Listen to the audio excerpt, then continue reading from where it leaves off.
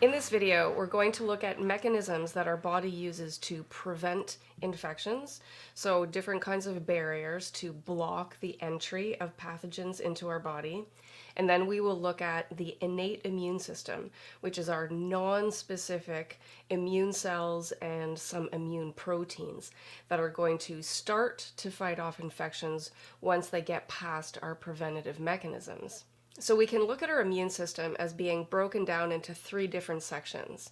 So the first line of defense is our preventative mechanisms. The second line of defense is our innate immune response, which is our non-specific immune response. That's the focus of this video. And then our third line of defense, which is our next video, is the adaptive immune response, or sometimes called the acquired immune response. Okay, and that's when we look at specific immunity, where the B cells and the T cells have very specific receptors. Okay, so that's next video. So if we start with our preventative mechanisms, one of the main things is our skin. Right? Our skin acts like a physical barrier to prevent infectious organisms from getting into our body. Infectious organisms can be bacteria, viruses, fungi, or parasites. So anytime any of those get past our preventative barriers, then we have an infection. So the skin is our physical barrier, but it also has some cool chemical properties. So one thing is we secrete an oil from our sebaceous glands that has a low pH, so it's slightly acidic. And that helps to fight off certain kinds of pathogens. Our sweat glands will release a molecule called lysozyme, which is an enzyme that will digest some bacterial cell walls. We also produce lysozyme in tears and saliva. And then our skin layers also have some immune cells within some of the layers of the skin.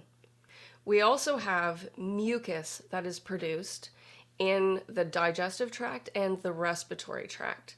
And so this mucus is a thick substance that will trap particles and pathogens. So then in the respiratory system, in the upper airways, we have cilia, which kind of look like little hairs, and that they have this motion where they move the mucus up through the bronchial tubes and up through the trachea, and then often you might cough or clear your throat, and then you can either spit it out or you can swallow it, and we can clean out kind of the upper airways with mucus and cilia. And then in the digestive tract, we also have mucus, but we also have hydrochloric acid in our stomach. That acid pH in the stomach is very important for preventing infections that we consume. So people that have an alkaline or not enough stomach acid are going to have a little bit higher predisposition to getting things like food poisoning. Okay, so that acid environment is very important for killing pathogens. And then we have like a flushing action. We have tears, we have saliva, we have earwax, we have vaginal secretions, and we urinate. And all of those flushing activities also help to move things out of the body. So if you've ever had a common cold, you know that your eyes can water and you make more mucus and you blow your nose and you cough more, right? That's your body trying to help to expel those pathogens. And then lastly, we have microflora. So microorganisms, mostly bacteria, but some fungal yeast organisms that live on our skin and in our digestive tract, primarily in the large intestine. And these microorganisms help protect us. They're symbiotic organisms that help to fight off pathogenic organisms. So it's very important to have a healthy microflora. And so you can consume probiotics, which is eating healthy bacteria, like in yogurt or sauerkraut or a probiotic supplement. So a couple of terminology words that I want to just review before I start talking about the innate immune system. So antigens are surface molecules that are on pathogens that our immune system can recognize. So for example, if we had a virus particle, then the proteins on the surface of that virus particle that can be recognized by our immune cells or that bind to receptors in our body, they are antigens. Okay? We also have antigens on our own cells. because our immune system, as you'll recall from our last video, the immune system has to learn how to recognize pathogens from self.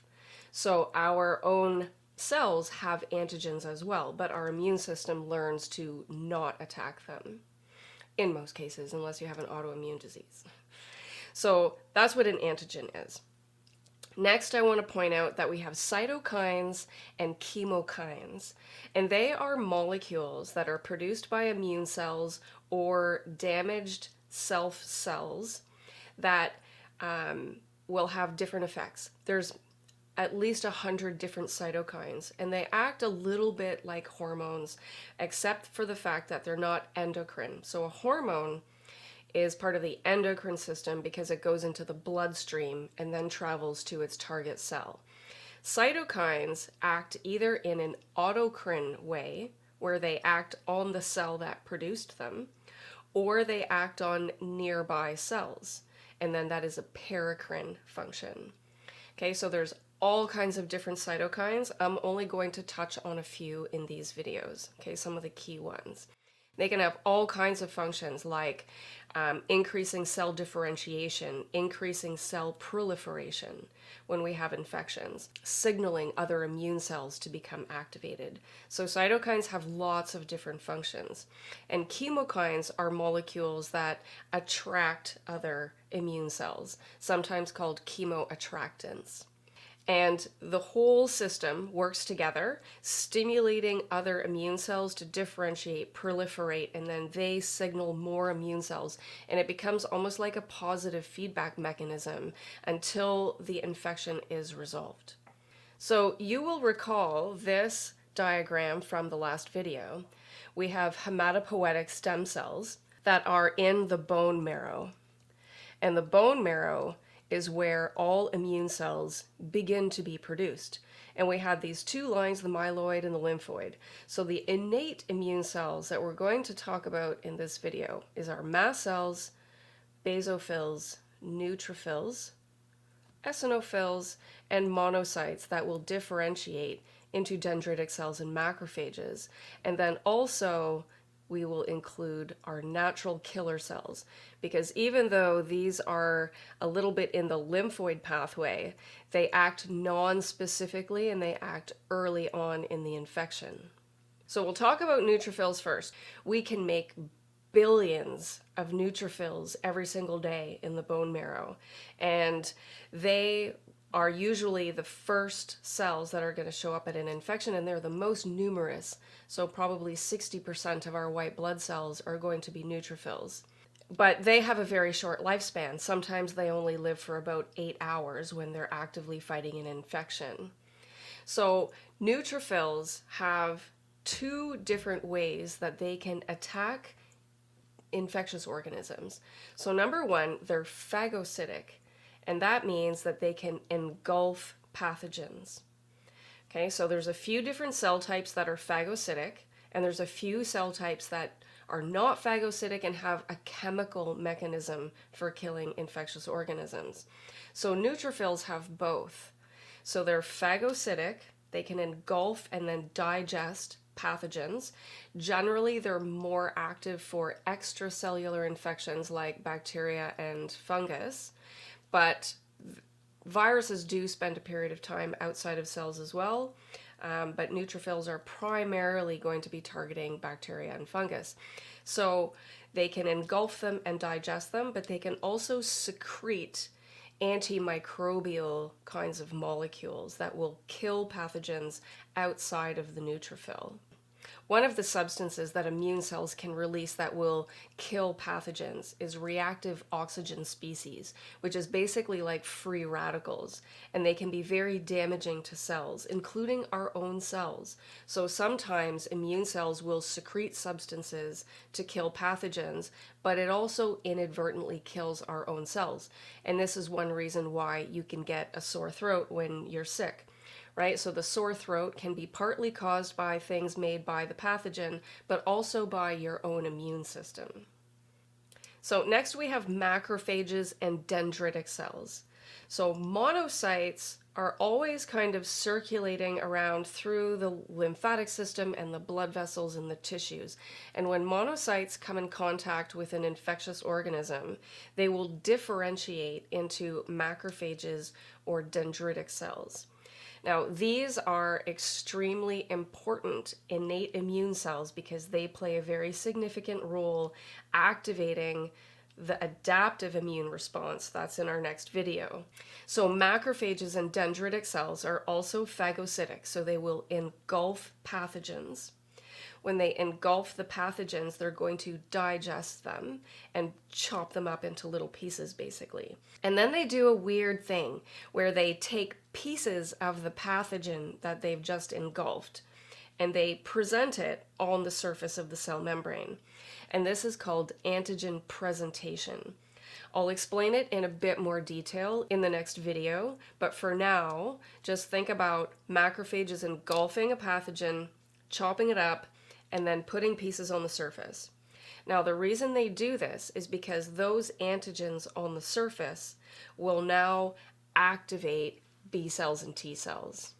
Okay? So, antigen presentation and phagocytosis are very important processes for innate immune cells.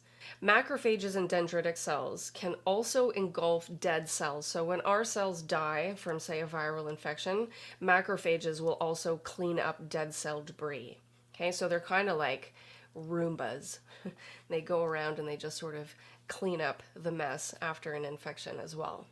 And next we have natural killer cells. So these are the cells that were over on the lymphoid pathway side, but they're part of the innate response because they're non-specific. So they will recognize general infections. Whereas your B cells and T cells, each cell has a receptor that recognizes a specific antigen.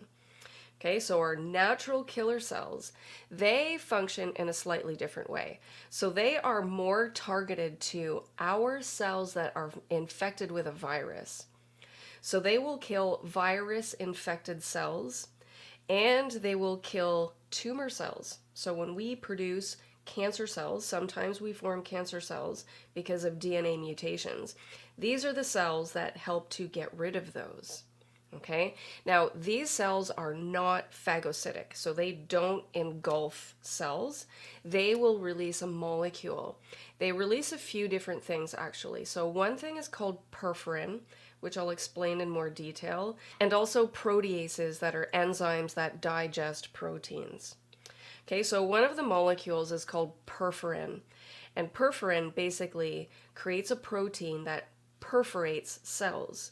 So it puts holes in the cells. So let's just have a look at what that looks like. So let's suppose we have a target cell here. This is one of our self cells that is infected with a virus.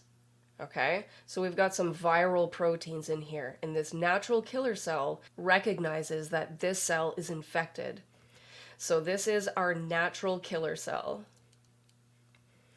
And it is going to, if we zoom in here, produce these granules, and these contain perforin molecules or proteins. Now, when these perforin molecules are released, they're released through the process of exocytosis, and they will bind to our self cell that is infected, and it will form these pores. When it puts these pores into the cell membrane, water can rush in and it can cause the cell to lyse. And it can also trigger a process called apoptosis, which is when the cell kills itself because there's too much damage. And when the cell kills itself, it will also kill any virus particles that are inside that cell. So our immune system does this because viruses replicate inside of our cells. So once a virus particle has infected a cell and it starts to replicate, our immune cell chooses to kill that cell so that it prevents viral replication. And then the other thing is that natural killer cells, because they're on that lymphoid pathway, they can form memory. So they can actually produce memory cells that will recognize that pathogen, and then later on, when you're exposed to it again, right? A couple of weeks later, if someone else now has the same common cold as you, then those memory cells can be reactivated to help that fight that new infection. So natural killer cells can also produce antimicrobial substances, and it can kill some bacteria, but natural killer cells primarily focus on virus-infected cells and cancer cells, whereas neutrophils primarily target bacteria and fungus. Another molecule that I want to talk about is called interferon.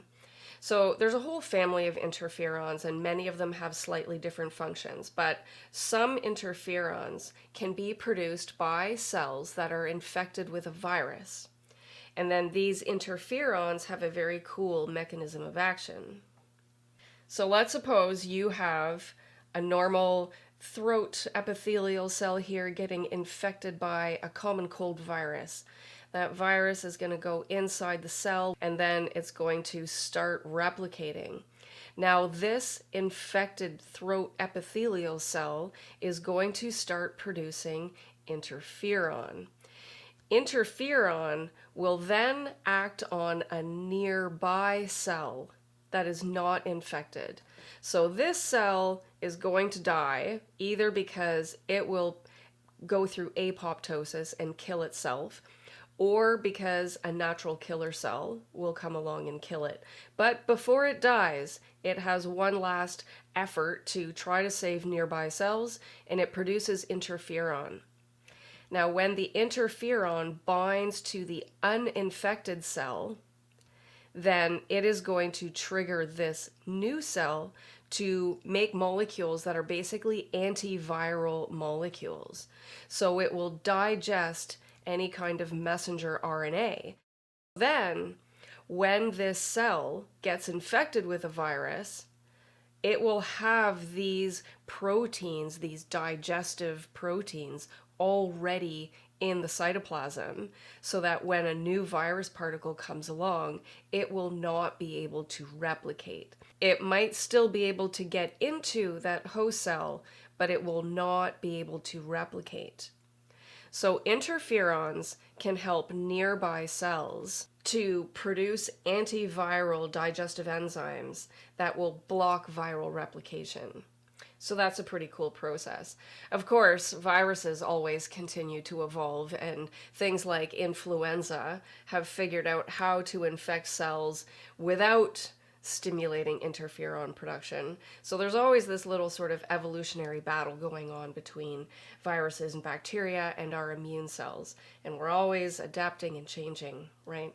So some viruses are not impacted by interferons. The next protein that I want to talk about is actually a category of proteins called complement. And these are produced by the liver, and they're released into the bloodstream. And they're inactive unless an infection occurs. So when there is an infection in the body, then complement will be activated. It's primarily activated by extracellular pathogens like bacteria or fungus, but it can be activated also by viruses that might have antibodies attached. Okay, so once we activate our B cells and our T cells, then we'll start to have antibodies, and then that will also trigger complement. And I'm not going to go through all of the various complement pathways. I just want to point out a few specific things and one main end product. So let's suppose we are infected with some kind of a pathogen, and then our complement proteins will start to recognize this. I'm not going to focus on which complement proteins are doing which thing. Okay, so just complement proteins in general will be alerted by infectious organisms. And when this happens, they do a few different things. So one of the main things is it will form what's called a membrane attack complex. And these are kind of like the same pores that are produced by perforin, but it's different proteins. When a membrane attack complex inserts itself into a pathogen like a bacterial plasma membrane, that is going to cause apoptosis. So perforin will affect our own cells that are infected, whereas the membrane attack complex will attack microorganism cell membranes. Okay, and then it's going to put holes in the cell and it's going to kill that cell through apoptosis or through lysis. The other thing that happens when microorganisms have complement bound to them, it will cause phagocytic cells to recognize them. So phagocytic cells generally recognize pathogens anyways, but if complement is bound, it will increase this recognition. It's like putting flags on the microorganism. It makes it easier for these cells to see. And this process is called opsonization. So it's promoting or increasing phagocytosis. And then complement can also trigger mast cells. These cells are important because they produce histamine. Histamine is an important molecule for infections and inflammatory responses because they cause vasodilation, which means that more blood can flow to that area and more immune cells and nutrients and oxygen can get to that infected area. It will also increase vascular permeability, which means that substances can come out of the bloodstream, including other immune cells, and chemotaxis of more phagocytes. So histamine then also further increases this phagocytic response. And then lastly, if antibodies are bound to a pathogen, that will also trigger this complement cascade. So then I want to look at the inflammatory response. So let's suppose we have a localized infection either in our throat, or we have an ear infection, or appendicitis, or we damage our skin, or we have a tissue injury or a sprained ankle. Any of those kinds of things are going to involve the inflammatory response. So we have an acute and a chronic inflammatory response. The acute response is a normal, healthy, short-term response to an infection or tissue injury. Whereas a chronic inflammatory response generally causes more damage to our tissues. And it means that there's some stimulating molecule or injury that's continuing to promote the immune system to continue this inflammatory response. And then when that happens over time, then generally that's going to be bad for the tissues. So if we just look at the acute response, so let's suppose you've punctured your skin, and we're going to look at the different effects that happen. But first I want to just point out there are 5 cardinal signs of inflammation, of acute inflammation. Okay, so number 1 is redness.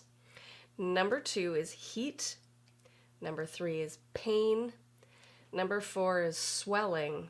And number 5 is decreased function. Okay, so now there's different reasons for each of those things. And in brackets, I put the Latin word. Sometimes people use those. So let's look at why we have redness and heat and swelling. What's happening during this acute response? So let's suppose we puncture our skin. Here's our skin. And, something stabs us. Whatever cuts through the skin is going to have bacteria. Bacteria live everywhere. So anytime the skin is penetrated, there will be bacteria. Even if it's some of our microflora that gets into the wrong place, we can't have bacteria inside of our tissues. So we puncture the skin, so now we've damaged some of our own epithelial cells, and we have bacteria. So our injured cells and the bacteria are going to trigger immune cells and immune molecules. So the first responders are neutrophils. These are generally the immune cells, because we can make billions of them, and they're phagocytic, and they're going to spray chemicals all over the place and kill lots of cells, including some more of our own skin cells. And these are the cells that can kind of build up if you have pus. So when you have pus, that white stuff that you can sometimes squeeze out of a tissue, including pimples, that is a mixture of bacteria and mostly neutrophils. So our first responders are going to start engulfing bacteria, and they're going to be releasing microbial substances, chemokines and cytokines. And then they are going to trigger also mast cells, and also tissue injury will trigger mast cells. These are going to produce histamine. Okay, another molecule that I want to point out, so there's all kinds of chemokines and cytokines, but another one is called prostaglandins. And prostaglandins act a little bit like histamine in the sense that they will make the blood vessels more leaky. So they increase vascular permeability, which means that more immune cells can be attracted to the area. They will also cause vasodilation, so this blood vessel will get bigger, which means more blood can flow through to this area of infection. The other thing that prostaglandins can do is they can increase our pain response. So this contributes to the pain part of the acute inflammatory response. So the vasodilation effect is going to increase the blood flow, and that is going to increase the redness. And because we are increasing vascular permeability to let immune cells in, we're also going to be increasing the fluid movement, which will contribute to the swelling. And then macrophages and dendritic cells will be involved as well. They will come along and they will also help to engulf bacteria, and they will also engulf any dead cells. And then during the inflammatory response, some of these cytokines are going to contribute to the growth promoting effects of the inflammatory response. So the inflammatory response has two main roles. It's going to be getting rid of the infectious organism, but also secreting growth molecules to help our own cells reproliferate and regenerate. And the last thing that I want to mention is the fever response or the temperature response. And then I have two charts.